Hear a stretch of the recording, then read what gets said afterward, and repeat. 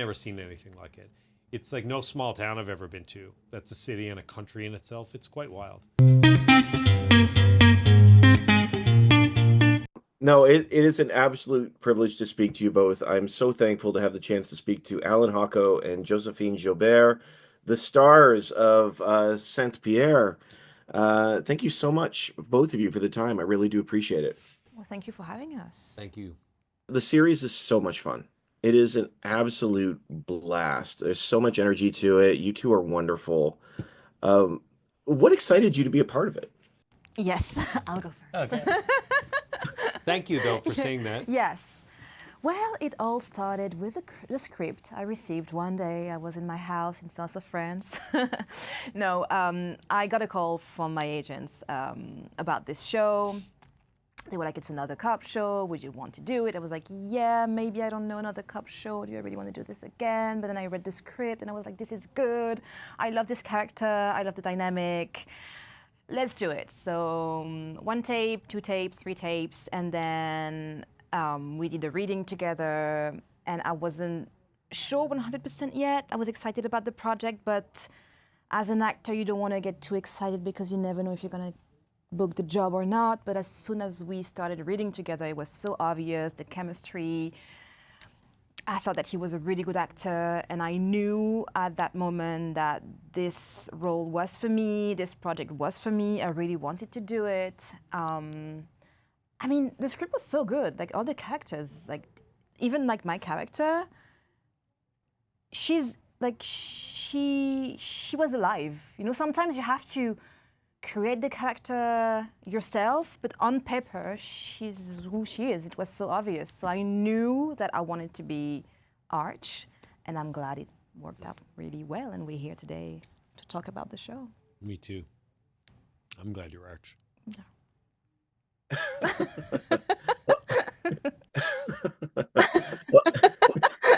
As opposed to you, instead of you.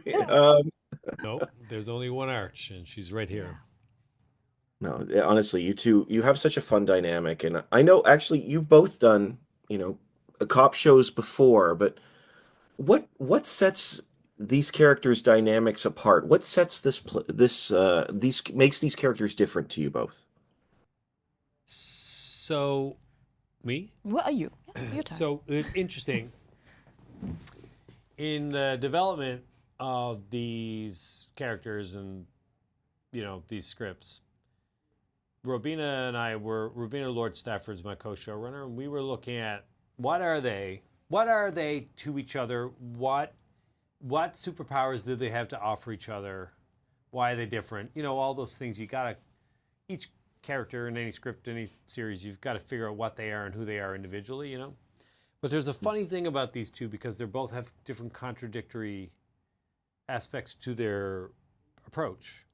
So like the idea was like Arch actually comes from a certain level of financial privilege. He has a great wealth of education, and she's kind of rebelling from that, at least on the surface. Her running away to Saint-Pierre and joining this police force away from her mother's grasp and away from this life of almost academia, law degree. Like there's a criminal science degree she did on the sly while she was doing her law degree because she really her mother wanted her to be a part of her corporate world. And then Fitz comes from a real working class background as a Newfoundland police officer. Did all this undercover work, which you'd think would make him kind of like a little more fast and loose, but in fact, he had to be meticulous with his approach and his knowledge in what he was doing in his undercover work with the RNC. So he's actually quite by the book and has a real dogmatic approach to rules, and then Arch has this other approach where it's kind of like, fuck that, let's get in there and figure it out. And she's younger than him, and there's like that dynamic. But at the same time, Fitz is an empath, and he's really into reading people, and then although Arch can really read people, she's actively quite aggressive with that kind of emotion in some ways, and it's like they're kind of contradictory, which sounds crazy when you're pitching it, right? but I think when you see it, or at least I feel it when we play it. Who knows what people think? But they didn't know they needed to be next to each other. They didn't know that those two things were missing an element. So that's kind of like the really fun thing about, I think what makes them kind of different than what you might have seen before, or what you might typically see, I should say, is their backgrounds and their approaches contradict themselves, and they kind of have their own approaches to it that are quite unique, and which was hard to explain in a writing perspective until you could see it. Then when you see them together, it's like, the old Jerry Maguire quote of like, they complete each other, right? You complete me. It's like that. I don't know. Beautifully said. No, but I understand what you mean, because these characters both have their own sort of inner conflicts, but they just fit. They do complement each other when they're working together. Which I would ask you both as for your characters and for yourself, what makes a great partner? I don't have to say it like. No, I always said like I had like I had a very bad experience in the past on set with a partner, like very, very bad, like bullying, harassment. I would just go to work every day crying. My stomach was hurting, like very bad experience. And because I believe in the universe and that kind of stuff, I think he is my reward, kind of. Like, you've been through so much, like now you deserve to work with the best human being on earth. And if I had to go through all the bad times like 1,000 times, even worse, I would do it all over again just to having the chance to work with him today. So he's just this guy wears so many hats. Like, we just like do a scene, action. He's fit, he's so good, he's there, it's perfect. And then cut, then he would grab his laptop and write the episode, answer a call, talk about like production issue, and I go, who are you? Like, why, how can you do this? Are you even human? I admire you so much for this. One of the best human beings I've ever worked with, and when you see how people interact with him, you understand like everybody loves him. And like no matter what happens, season 2, season 10, no season 2, whatever, like you and even like the rest of the cast, like wherever I am in this planet, if you ever need me, I will just jump on a plane and help you. You know, I have like, the love I have for these people is just insane. So usually you get along with your co-workers and everything, you have a good time, but this is just, with Erica, we was like, I love you so much. And I love you very much, and I will always be grateful for this, if it answers the question. I mean, you said he was one of the best people on earth. That definitely answers the question. Yeah, and I truly mean it. Yeah. Yeah.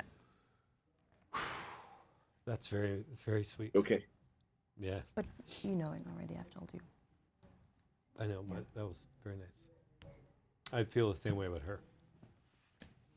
Fuck, crying in interviews, man. Come on. Josephine is like, that's a very generous thing for you to say, and that's like, you know, you're in my position.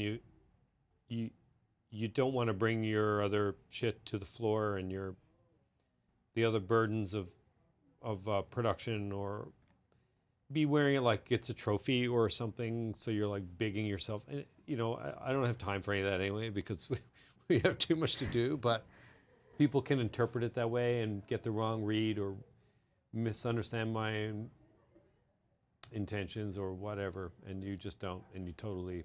She's a real leader.